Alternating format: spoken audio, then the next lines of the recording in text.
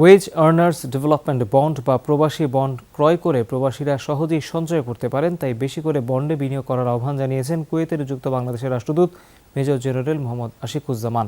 রোববার দূতাবাসে Bangladesh press club Kuwait শাখার সাংবাদিকদের সাথে এক সৌজন্য সাক্ষাতে তিনি এই আহ্বান জানান। বলেন, বন্ড কেনার মাধ্যমে প্রবাসীরা সঞ্চয় করতে পারেন নিরাপদে, তাই সরকার এই বিষয়ে প্রবাসীদের আগ্রহী করতে নানা ধরনের সুযোগ সুবিধা দিচ্ছে। তাছাড়া বন্ড সম্পর্কে সঠিক ধারণার অভাবে অনেকেই এতে বিনিয়োগ করতে চায় না। এই নিয়ে প্রবাসীদের আগ্রহী করতে আরও বেশি প্রচারণার প্রয়োজন বলে মনে করেন তিনি। বর্তমানে একজন বৈধ প্রবাসী 25,000 থেকে শুরু করে সর্বোচ্চ 1 কোটি টাকার বন্ড কিনতে পারেন।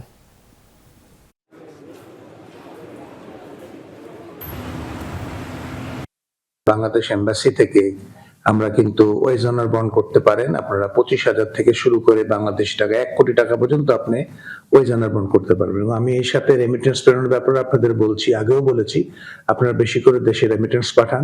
সরকার এতে প্রণোদনা দিচ্ছে 2.5%, অর্থাৎ আপনি 1 লক্ষ টাকা দিলে 2,500 টাকা বেশি পাবেন। বৈধভাবে পাঠালে এর অনেক সুযোগ সুবিধা আছে। প্রবাসীদের জন্য একটা চমৎকার একটা বিনিয়োগের সুযোগ রয়েছে, সেটা হচ্ছে প্রবাসী বন্ড বা আমরা ওয়েজ আর্নার্স ডেভেলপমেন্ট বন্ড বলে থাকি। এই বন্ডের যে কোনো প্রবাসী যারা এখানে চাকরি করেন, যাদের বৈধ হয় আছে, তারা এই বন্ডটা করতে পারেন।